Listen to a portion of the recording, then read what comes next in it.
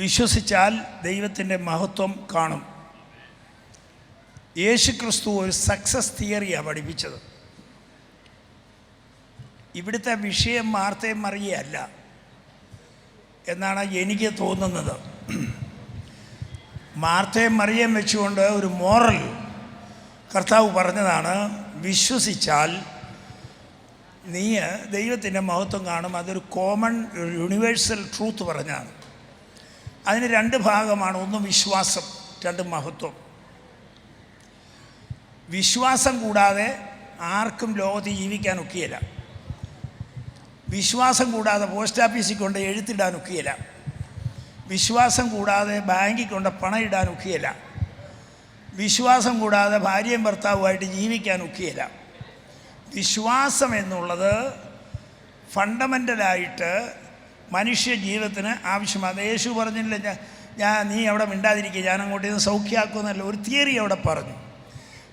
ആ തിയറിയാണ് വിശ്വാസം. വിശ്വാസം എന്നതോ ആശിക്കുന്നതിൻ്റെ ഉറപ്പും കാണാത്ത കാര്യങ്ങളെ കാണാതെ എല്ലാവരും പറഞ്ഞു നിങ്ങൾ ആശിക്കുന്നത് എന്നതാ. എബ്രായലേഖനം 11-ാം അധ്യായത്തിൽ പറഞ്ഞിരിക്കുന്ന വിശ്വസിക്കുന്നത് എന്നതാണ്. വിശ്വാസം എന്നതോ ആശിക്കുന്നതിൻ്റെ ഉറപ്പും കാണാത്ത കാര്യങ്ങളെ നിങ്ങൾ ആശിക്കുന്നത് എന്നതാ. നിങ്ങൾ എന്ത് ആശിക്കുന്നോ അതേ നിങ്ങളിൽ ഭവിക്കുകയുള്ളൂ.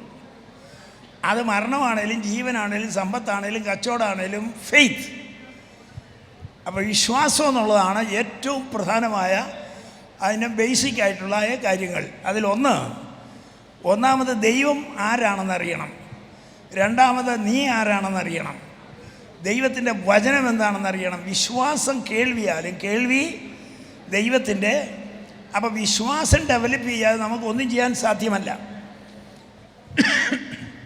കർത്താവിനെ സ്തോത്രം. കൊളംബസ് അമേരിക്ക കണ്ടുപിടിക്കാൻ പോയപ്പോൾ 1 മാസവും 13 ദിവസവും എടുത്തത്. 10ാമത്തെ ദിവസം കപ്പലിലുള്ളവരെല്ലാം കൂടെ കത്തിയെടുത്തുകൊണ്ട് കൊളംബസിന് നേരെ വന്നു, കൊല്ലാനായിട്ട് വന്നതാണ്. എവിടെയാണോ കരയെന്ന് ചോദിച്ചു.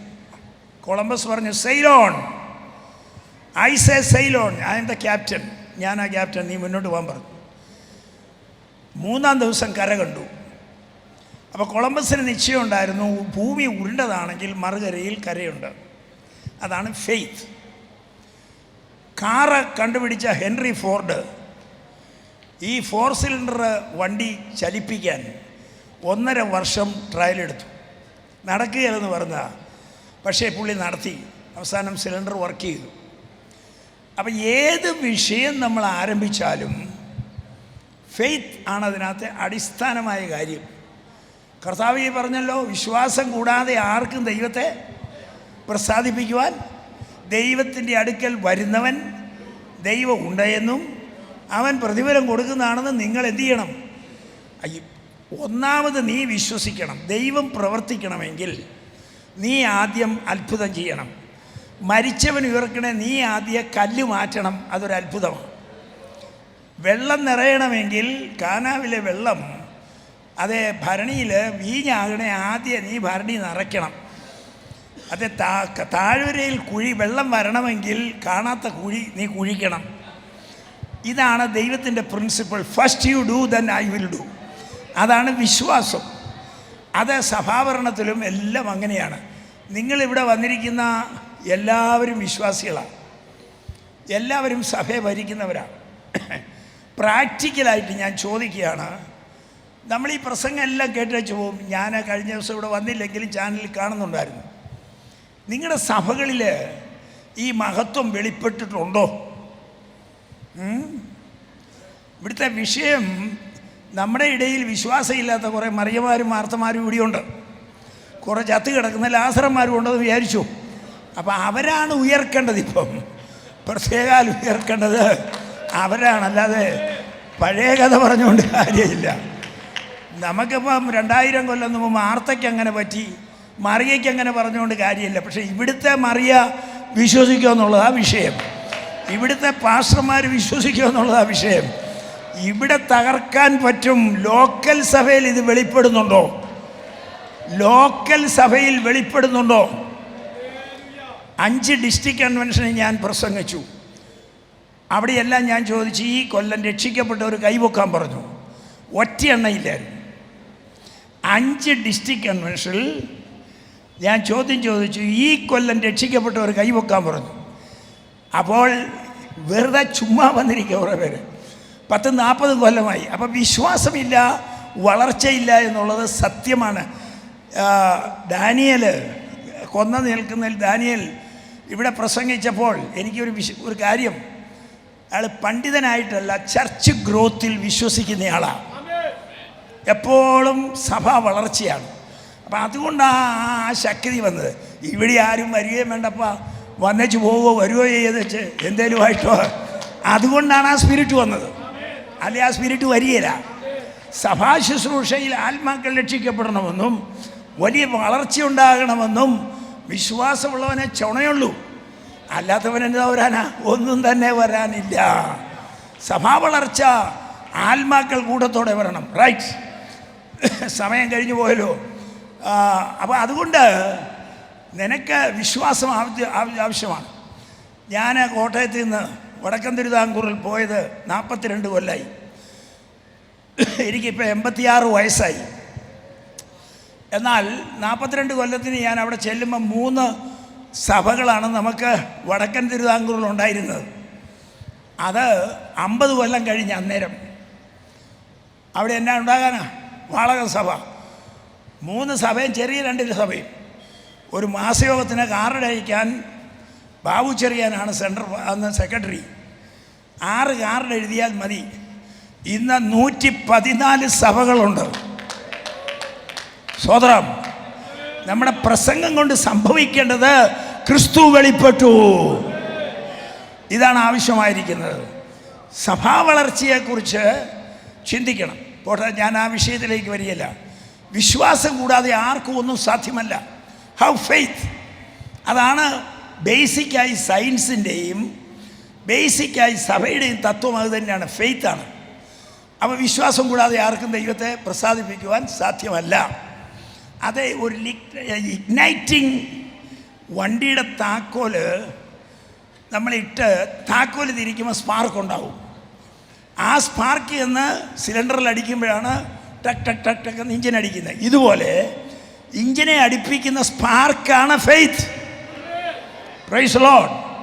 അത് കൊളുത്തിക്കഴിഞ്ഞാൽ പിന്നെ ഇവൻ അടി തുടങ്ങും. അപ്പോൾ വിശ്വാസം വളരെ ആവശ്യമാണ്. ദൈവത്തിന് സ്തോത്രം ചെയ്യുന്നു. ഇവിടെ വിശ്വാസത്തിൻ്റെ 1-ാം ഘട്ടം, who is God, who I am in God. ഞാൻ ദൈവത്തിൽ ആരാണ്, ദൈവത്തിൻ്റെ വചനം എന്താണ്, വിശ്വാസത്തിൻ്റെ ആവശ്യം എന്താണ്, അതെല്ലാം ഞാൻ പറയുന്നില്ല. ദൈവമഹത്വം വിശ്വാസത്തിൻ്റെ 3-ാം ഘട്ടമാണ്. യഹോവയുടെ മഹത്വം വിഗ്രഹങ്ങൾക്ക് കൊടുക്കുകയില്ല. എന്നാൽ ഈ മഹത്വം എന്ന വാക്ക് അവിടെ ഉപയോഗിച്ചിരിക്കുന്നു. അതിൻ്റെ അർത്ഥം മഹത്വത്തിൻ്റെ പ്രത്യാശയായ ക്രിസ്തു നിങ്ങളിൽ. അപ്പം മഹത്വം എവിടെയാ? മഹത്വം നിങ്ങളിൽ വന്നിരിക്കുക. യേശു ക്രിസ്തു നിങ്ങളിൽ വന്നിരിക്കുക. അതാ മഹത്വം. അപ്പം അതിനെ വെളിപ്പെടുത്തണമെങ്കിൽ ഗിദിയോൻ്റെ കുടമുടഞ്ഞതുപോലെ നീ ഉടയണം. Praise the lord. യേശു ക്രിസ്തു നിന്നിൽ വസിക്കുന്നു. ആ പവറിനെ റിലീസ് ചെയ്യണം. ആ പവറിനെ അഴിച്ചുവിടണം. ആ പവറിനെ സിംഹം കയറി തകർക്കണം. അതാണ് ഇവിടെ ഉദ്ദേശിക്കുന്നത്. മഹത്വം കാണുമെന്ന് പറഞ്ഞാൽ എന്തുവാ? ഏതാണ്ട് ഇലക്ട്രിക് ലൈറ്റാണോ? അല്ല. എൻ്റെ ശുശ്രൂഷയിൽ ദൈവത്തിൻ്റെ മഹത്വം, നിങ്ങളിലുള്ളവൻ ലോകത്തിലുള്ളവനേക്കാൾ വലിയവൻ. കർത്താവിന് സ്തോത്രം. കർത്താവായ യേശു ക്രിസ്തു ലോകത്തിൽ ജനിച്ചപ്പോൾ, മറിയയുടെ ഗർഭത്തിലായിരുന്നപ്പോൾ ഭൂമിയിലൊന്നും സംഭവിച്ചില്ല. എന്നാൽ യേശു ഭൂമിയിൽ ജനിച്ചപ്പോൾ പുതിയ നക്ഷത്രം, കൊട്ടാരത്തിൽ വിവരം, ദേശത്തിളക്കം, രാജാക്കന്മാർക്ക് പേടി, ഭയങ്കര സംഭവങ്ങൾ വെളിപ്പെട്ട് കഴിഞ്ഞപ്പോൾ ഉണ്ടായി. Price the Lord. ക്രിസ്തു വെളിപ്പെടുമ്പോൾ ഇന്ത്യ മഹാരാജ്യത്തിൻ്റെ അധികാരികൾ തകരും. Price the Lord. ക്രിസ്തു വെളിപ്പെടുമ്പോൾ ഇവിടുത്തെ ബന്ധനങ്ങൾ മാറും. അത് വലിയൊരു നക്ഷത്രം ഉദിക്കും, വലിയൊരു കൊടുങ്കാറ്റുണ്ടാവും, വലിയ ശക്തി ഉണ്ടാവും. Price the Lord. അപ്പം ക്രിസ്തുവിൻ്റെ ജനനത്തിങ്കൽ ദൂതനിറങ്ങി, നക്ഷത്രം വന്നു. അത് നമ്മിൽ ക്രിസ്തു വളരണം. കർത്താവിൻ്റെ നന്ദിയോടെ സ്തോത്രം. എന്നാൽ ഇതിന് തടസ്സമായിരിക്കുന്ന ശക്തി നമ്മുടെ ജഡമാണ്. നമ്മുടെ ജഡമാകുന്ന ആ കല്ലറ, ആ ശരീരത്തിൽ യേശു ഉണ്ട്. എന്നാൽ യേശുവിന് പ്രവർത്തിക്കാൻ കഴിയാത്ത എന്തുകൊണ്ട്? ദൈവം സഭയിൽ കൂടിയാണ് പ്രവർത്തിക്കുന്നത്. അങ്ങനെയാണ് വചനം വച്ചിരിക്കുന്നത്. അത് നിന്നിൽ കൂടിയാണ്.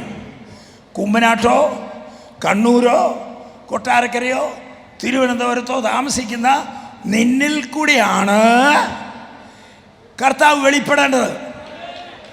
Price the Lord. അല്ല, അവിടെ എവിടെയുമല്ല. എന്തുകൊണ്ട് വെളിപ്പെടുന്നില്ല? ആ മൺപാത്രങ്ങൾ ഉടയണം.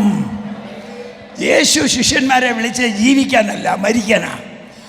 എൻ്റെ അനുകാരികളാവൂന്ന് പറഞ്ഞാൽ നീ മരിക്കാനാ. നീ മരിക്കാതെ, ജഡം മരിക്കാതെ കല്ലറയിൽ യേശു വരികയില്ല. Price the Lord. കല്ലറ ക്രിസ്തു മഹത്വത്തോടെ വെളിയിൽ വരണമെങ്കിൽ ഈ കല്ലറ പൊട്ടിപ്പോകണം, ജഡത്തെ നശിപ്പിക്കണം. ഈ വക പ്രവർത്തിക്കുന്നവർ ദൈവരാജ്യം അവകാശമാക്കിയില്ല. കർത്താവിനെ നന്ദിയോടെ സ്തോത്രം ചെയ്യുന്നു. അതുകൊണ്ട് ഈ നാളുകളിൽ കർത്താവിനെ വെളിപ്പെടുത്തുവാൻ നമുക്ക് സാധിക്കണം. ഇന്ത്യയിൽ ക്രിസ്ത്യാനികൾ കേരളത്തിൽ 65 ലക്ഷം പേര് കേരളത്തിലുള്ളൂ. ഇന്ത്യയിൽ ക്രിസ്ത്യാനികൾ 5% കഷ്ടിച്ചുള്ളൂ. നിങ്ങൾ ധരിക്കണം, 2000 കൊല്ലങ്ങൾക്ക് മുമ്പ് സെൻറ്റ് തോമസ് ഇന്ത്യ വന്നെന്നുള്ളതാണ് പറഞ്ഞത്. എന്നിട്ട് ഇവിടെ എത്ര % ക്രിസ്ത്യൻസ് ഉണ്ട്? മുസ്ലിമുകൾ 8-ാം നൂറ്റാണ്ടിലാണ് ഇവിടെ വന്നത്. അവരിന്ന് 17% നമ്മുടെ സിറിയൻ ക്രിസ്ത്യൻ കമ്മ്യൂണിറ്റി, നമ്മുടെ ഇന്നത്തെ ഓർത്തഡോക്സ്, അതായത് പൗരോഹിത്യ സഭകൾ സുവിശേഷത്തോട് കാണിച്ച അനാദരവിന് ഇവർ ശിക്ഷ അനുഭവിക്കാതെ പോവുകയില്ല. Price the Lord. ബിലായത്തിൽ കിടന്ന മിഷണറിമാർ ഇവിടെ വന്നപ്പോഴാണ് സുവിശേഷം കേൾക്കാനിടയായത്. ഇന്ന് ഞാൻ ചോദിക്കുന്നു, ദൈവത്തിൻ്റെ ആത്മാവിന് പ്രവർത്തനത്തിനുള്ള സമയമാണ്. കാറ്റ് ശക്തമായി ഊതാൻ തുടങ്ങി. പുതിയ ആൾക്കാരെ ആവശ്യമായി വരികയാണ്, ശക്തന്മാരെ ആവശ്യമായി വരികയാണ്. നാട് പിടിക്കുന്ന ആൾക്കാരെ വേണം. വെറുതെ ഒരു സഭയെന്ന് പറഞ്ഞിട്ട് കാര്യമില്ല. നമുക്കിന്ന് എന്തുകൊണ്ട് ആക്ടിവിറ്റീസ് ഇല്ല? നമ്മളിതൊക്കെ പറയുകയുള്ളൂ. ഞാൻ ചങ്കത്ത് കൈവച്ച് ചോദിക്കട്ടെ, കഴിഞ്ഞ കൊല്ലം നിൻ്റെ സഭയിൽ എത്ര പേര് വന്നു? കഴിഞ്ഞ കൊല്ലം നിൻ്റെ സഭയിൽ എത്ര പേര് സ്നാനപ്പെട്ടു? അത് കണക്കെടുക്കാനായിട്ട് പോയാൽ എനിക്ക് സൂക്ഷ്മമായ ഈ ദിവസങ്ങളിൽ നമ്മുടെ സഭകളിലേക്ക് ഒഴുക്ക് കുറവാണ്, വളരെ ഒഴുക്ക് കുറവാണ്. എവിടെ ചെന്നാലും ഈ അനുഭവം കാണാം. കാരണം ഭൗതികത്തിന് വേണ്ടി നമ്മളെ മാറ്റിവെച്ച് കഴിഞ്ഞു. നമ്മുടെ ജഡം മരിക്കുന്നില്ല, നമ്മൾ മറ്റൊരുത്തനെ സ്നേഹിക്കാൻ കഴിയുന്നില്ല. പണ്ടൊരു സൈക്കിള് പോലും ഇല്ലാത്ത ആൾക്കാർക്കിന്ന് 2-3 വണ്ടിയും കാറും എല്ലാം ലഭിച്ചപ്പോൾ പെന്തിക്കോസുകാരിന്ന് എല്ലാം മറന്നു. ഈ പെന്തിക്കോസുകാരെല്ലാം കോവൂരുന്നും അത് ഒന്നും വന്നവരല്ലല്ലോ എല്ലാവരും. ഇവിടെ ദരിദ്രന്മാരും സാധാരണക്കാരുമായ ആളുകളാണ് പെന്തക്കോസ്തി വന്നത്. അവരെ ദൈവം ഉയർത്തി കഴിഞ്ഞപ്പോൾ അവർ സൂചന എടുത്ത് ദൂരെ കളഞ്ഞു. അവർക്ക് സൂചന പറയണമെന്ന് താല്പര്യമൊന്നുമില്ല. മനസ്സിലായോ? നമ്മൾ ഈ ദിവസങ്ങളിൽ നമ്മുടെ ഈ കല്ലറയൊന്ന് പൊട്ടണം. ഗിദിയോന്റെ കുടം പൊട്ടുന്നത് പോലെ ക്രിസ്തുവിന് വേണ്ടി മരിക്കുവാൻ, വരി വരിയായി പോകുവാൻ, ജനം ആകർഷിക്കപ്പെടുവാൻ, ഭാരതം സുവിശേഷത്തിന് കീഴടങ്ങുവാൻ, അധികാരികൾ തകർക്കപ്പെടുവാൻ. ഞാൻ പറഞ്ഞതിൻ്റെ അർത്ഥം സുവിശേഷത്തിൻ്റെ കൊടി ഉയരണം. വിശ്വസിച്ചാൽ നീ ആ മഹത്വം ക്രിസ്തുവാണ്. മഹത്വത്തിൻ്റെ ക്രിസ്തുവിനെ നമ്മുടെ മധ്യയെ വിട്ടാൽ കർത്താവ് അത്ഭുതങ്ങൾ ചെയ്യും. അതിന് ഈ ദിവസങ്ങളിൽ പരിശുദ്ധാത്മാവ് തൻ്റെ കാറ്റ് ഊതുകയാണ്. പ്രാർത്ഥിക്കുന്ന ജനത്തിന് മാത്രമേ പരിശുദ്ധാത്മാവിൻ്റെ സാന്നിധ്യമുള്ളൂ. ദൈവത്തിന് നന്ദിയോടെ സ്തോത്രം. നീ വിശ്വസിക്കുന്ന എന്തുവാ അത് നിനക്ക് സംഭവിക്കുന്ന. മനുഷ്യനൊരു സ്റ്റുഡിയോ. സൈക്കോളജിക്കലായിട്ട് മാൻ ഈസ് എ സ്റ്റുഡിയോ. ദിവസം ഫോട്ടോ എടുക്കുക. അതിൻ്റെ വീഴുന്ന നെഗറ്റീവാണ് നിൻ്റെ മനസ്സ്. ഈ നെഗറ്റീവ്, ഈ മനസ്സിൽ വീഴുന്ന ചിന്തകൾ ഏതാ അത് സംഭവിക്കും. അത് നെഗറ്റീവാണെങ്കിൽ നെഗറ്റീവ്, പോസിറ്റീവ് ആണെങ്കിൽ പോസിറ്റീവ്. നീ ആഗ്രഹിക്കുന്ന എന്താ? സുവിശേഷമാണോ നിൻ്റെ ആഗ്രഹം? ആശിക്കുന്നതിൻ്റെ ഉറപ്പ് ക്രിസ്തുവും രാജ്യവും, അതാണോ നിൻ്റെ ആശ? നത്തിങ് ബട്ട്, മുമ്പേ അവൻ്റെ രാജ്യവും നീതിയും, അതിനുവേണ്ടി ചാകാൻ തയ്യാറാകണം. അതാണ് കർത്താവ് പറഞ്ഞതിൻ്റെ അർത്ഥം. ഇന്ന് ഞാൻ പറയട്ടെ, സംശയിച്ചിരിക്കാതെ, മരിച്ചവൻ ഉയർക്കും, ആത്മാക്കൾ ഉയർക്കും, ദേശത്ത് വിടുതൽ ഭയങ്കരമായി ഉണ്ടാകും. Praise the Lord. എന്നാൽ വിശ്വസിക്കണം, അതാ കർത്താവ് പറഞ്ഞത്. നിനക്ക് ദേശത്തെ കൈ ചൂണ്ടി പ്രാർത്ഥിക്കാമോ? ഈ ദേശം എനിക്ക് വേണ്ടി കീഴടങ്ങുമെന്ന് പറയാമോ? ഹല്ലേലൂയ. ഈ ദേശം എൻ്റേതാണെന്ന് അവകാശപ്പെടാമോ? നീ വെള്ളത്തിൽ കാലുവെക്കാതെ നദികൾ മാറുകയില്ല. വിശ്വാസത്തോടെ ചെയ്യാമോ? ഞാൻ എല്ലാ ആഴ്ചയിലും സെൻട്രലുള്ള ഓരോ സഭയിലും സഭായോഗത്തിന് പോകും. എന്നതാ പ്രസംഗിക്കുന്നെന്ന് അറിയാൻ കൂടിയാണ് പോകുന്നത്. ഇവരെന്നതാ ഈ പ്രസംഗിക്കുന്നത്? മുക്കാലും ആളുകൾക്ക് ഒരു മോട്ടിവേഷൻ കൊടുക്കാനൊന്നുമില്ല. സങ്കീർത്തന പുസ്തകം ബൈബിളിൽ വന്നത് ഭാഗ്യം, അതുകൊണ്ട് രക്ഷപ്പെടാം, നമുക്കത് ഉരുട്ടാം. സങ്കീർത്തനവും വായിച്ചു പോകാം. നിനക്കൊരു ലക്ഷ്യം കൊടുക്കാൻ സഭയ്ക്ക് വല്ലതും ഉണ്ടോ? നിങ്ങൾ ചലിക്കണം. ആരെന്നാ പറയാനാ? കർത്താവിന് സ്തോത്രം. കർത്താവ് നല്ലവനാണെന്നും തീ കൂടെ വരുമ്പം അവൻ രക്ഷിച്ചോളൂ എന്നൊക്കെ പറയുന്നത് കൊണ്ട് ലക്ഷ്യമാകുന്നില്ല.